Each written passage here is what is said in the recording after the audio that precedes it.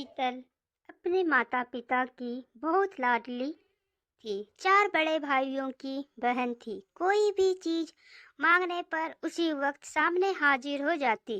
पूरे घर में रौब था उसका। पूरे परिवार और नौकरों पर राजकुमारियों की तरह हुक्म चलाती थी। शीतल स्कूल में भी पूरा रौब था उसका। बड़े घर की लाडली जो थी वहाँ ऐसे ही उसने कॉलेज में दाखिला लिया। उसके ठाड़ बाड़ बड़ी गाड़ी में आना जाना हर दिन लगा नया फैशन देखकर हर कोई उससे दोस्ती करना चाहता था। थोड़े ही दिनों में उसके बहुत से दोस्त बन गए। पूरे कॉलेज में उसकी अपनी ही एक पहचान थी। इन दिनों उसके घर एक रिश्ता आया। खानदानी लोग थे और पापा की पुरानी जान पहचान थी। उनके साथ शीतल के साथ कोई जबरदस्ती नहीं थी, पर शीतल ने फिर भी हाँ कर दी क्योंकि वह अपने परिवार से बहुत प्यार करती थी। वह जानती थी कि वह लोग उसका अच्छा ही सोचेंगे। लड़के का नाम समीर था। समीर काफी पढ़ा लिखा और समझदार लड़का था। ससुराल वाले भी बहुत अच्छे थे। ससुराल में शीतल की जगह वैसी ही थी जैसी कि मायके में। कोई भी कार्य शीतल की सलाह के बिना नहीं होता था। सबकी लाडली बहू बन गई थी वह। फिर उसके घर एक बेटे का जन्म हुआ। नीरज शीतल को जान से प्यारा था। पोता पाकर ससुराल वाले तो फूलने नहीं समाते थे। शीतल कभी कभी सोचती कि उसकी किस्मत कितनी अच्छी है। उसका हर अपना उसे कितना प्यार करता है। चाहे जीवन में कैसा भी समय आए, मेरे अपने हमेशा मेरे साथ हैं। मैं कभी अकेली नहीं हो सकती। कितनी खुशकिस्मत हूँ मैं। पर शायद शीतल की खुशियों को उसकी अपनी ही नजर लग गई थी। एक दिन वह मायके जाने की जिद कर बैठी। समीर को बहुत काम था लेकिन वह फिर भी उसे ले गया। रास्ते में उनकी गाड़ी अन्य गाड़ी से टकरा गई। शीतल, समीर और नीरज बहुत बुरी तरह से जख्मी हो गए। काफी दिनों के इलाज के बाद नीरज और समीर तो ठीक हो गए, लेकिन शीतल पूरी तरह ठीक ना हो सकी। सर पर चोट लगने के कारण वह अपनी आंखों की रोशनी खो बैठी। अब शीतल की किस्मत जैसे उल्टे पांव चलने लगी। मायके वाले भी कुछ दिनों तक उसे मिलने आते रहे। फिर कभी कभार फोन ही करके पूछ लेते कि शीतल कि अब कैसी हो। धीरे धीरे ये सिलसिला भी कम हो गया। ससुराल वालों की सहानुभूति भी कम होने लगी। घर में किसी को पास बैठने के लिए कहती तो जवाब मिलता, बहुत काम है, अब तुम भी हाथ नहीं बटा सकती।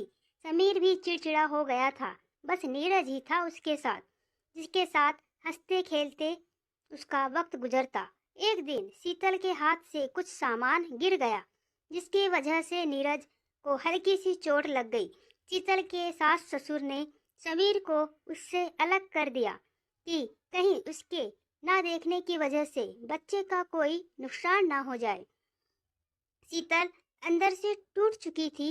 एक दिन उसने सबके सामने मायके जाने की इच्छा रखी तो समीर उसे तुरंत मायके छोड़ आया, जैसे कि वह भी यही चाहता था। लेकिन नीरज को उसके साथ नहीं भेजा गया। शीतल कभी नीरज से दूर नहीं रही थी, पर अपनी कमी के कारण उसने ज्यादा बहस नहीं की। शीतल को लगा कि वह 3-4 दिन वहां रहेगी तो थोड़ा हवा पानी बदल जाएगा, क्योंकि वह कितने दिनों से कहीं भी बाहर नहीं गई थी। घर वाले भी इतने दिनों बाद उसे देखकर कितने खुश होंगे। शीतल के घर पहुंचने पर सब लोग बहुत खुश हुए। खाने में सब कुछ शीतल की पसंद का था। उसने अपने मम्मी पापा और भाई भाभीियों से दिल खोलकर बातें की। उनके छोटे छोटे बच्चे भी बुआ के साथ घुल मिल गए थे। रात को सोने के वक्त जब वह कपड़े बदलने लगी तो उसे पता चला कि उसका बैग तो बहुत भरा हुआ था। वह सब समझ गई। वह बहुत उदास हो गई। कुछ दिनों तक तो सब ठीक रहा, फिर जैसे सब बदलने लगा, सबका व्यवहार बदल रहा था। वह लोग जैसे थक चुके थे उससे। अब सब लोग घुमा फिरा कर पूछने लगे कि समीर कब आ रहा है, उसे ले जाने।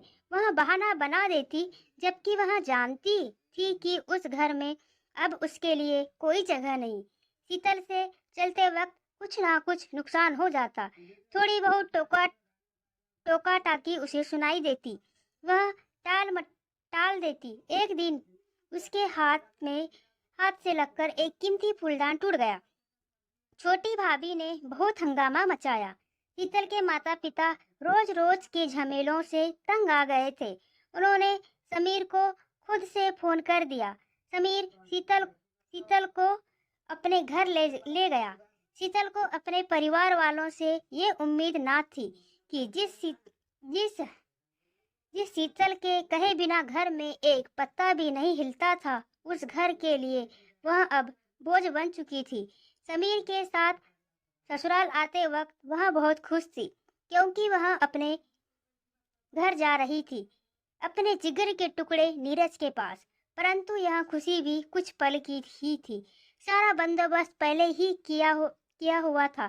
शीतल को सीधे ऊपर वाले कमरे में पहुंचा दिया गया। नीरज से दूर रहने की सख्त चेतावनी दी गई। एक काम वाली बाई सालू को उसकी जिम्मेदारी सौंपी गई, जो उसके खाने पहनने जैसी जरूरतों का ध्यान रखती। शीतल ज्यादातर चुप ही रहती, कभी कभी काम वाली सालू से थोड़ा बतिया लेती।